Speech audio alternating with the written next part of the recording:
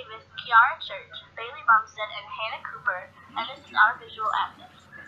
Our medium is a quick draw video analyzing race and class in Huckleberry Finn. The first topic we are going to analyze in the book Huckleberry Finn is race. In Huck Finn, most of the white characters discriminate against and look down upon the African American characters. The white characters almost never refer to the African American characters as humans or people.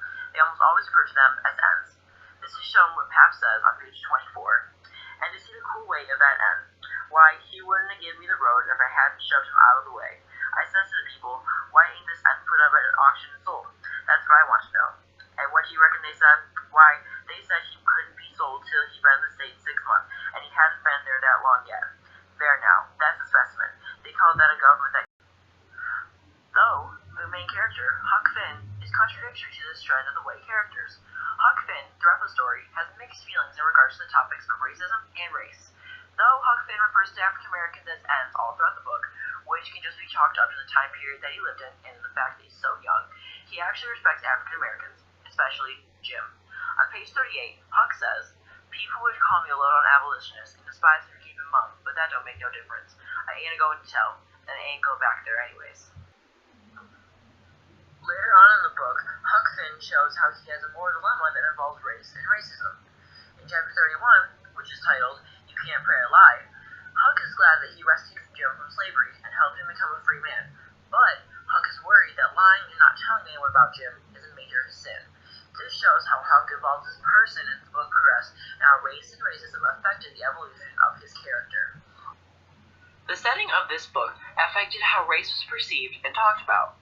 Huck Finn takes place in the mid-1800s in the South, an era in American history that included slavery and a load of discrimination for African American individuals.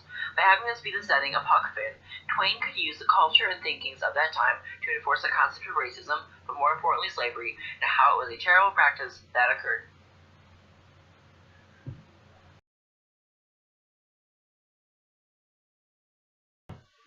The last point we'd like to bring up is about the representation of African Americans in Huck Finn. There is an array of white characters, such as Pap, who is ignorant, Tom, who is adventurous, and Huck, who is curious. Besides Nat, the book really only highlights one African American character, Jim, and Mark Twain gave Jim a nice, kind, and nurturing personality. This shows how Twain views African Americans even when the area and time period he grew up in thought differently. Even though any person can feel every emotion, Twain specifically chose to represent African American people with Jim, who has a caring personality. This caring personality that Jim has can be seen in the quote on page 44 when Jim said to Huck, well, you wouldn't have been here if I hadn't been for Jim. You'd have been down in the woods without any dinner, and getting most drowned too, dat you would, honey. Our last category is economic class. Huck is meeting lots of people from different classes, but his views of them stays the same. He views people of the upper class, specifically the Duke and the Dauphine, as rude and deceitful.